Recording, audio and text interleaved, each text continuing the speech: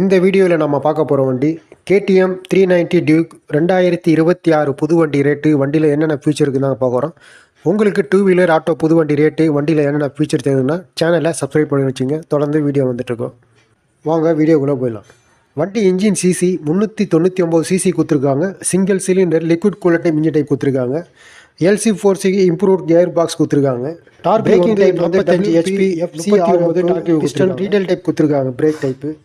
வண்டி weight 165 kilo வருதுங்க.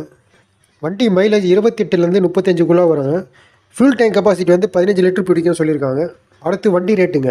Ex-showroom வண்டி ரேட்டு மட்டும் 2,99,428 ரூபா வருதுங்க.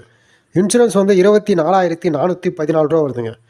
RTO charge, extra fitting, other charges உங்களுக்கு எல்லாமே சேர்த்து வண்டி ரேட்டு புது வண்டி 3,68,901 ரூபா வருதுங்க. இந்த வீடியோ உங்களுக்கு பிடிச்சிருந்தா லைக் பண்ணுங்கள், ஷேர் பண்ணுங்கள், சப்ஸ்கிரைப் பண்ணுங்கள், கண்டிப்பாக ஃபாலோ பண்ணுங்கள்.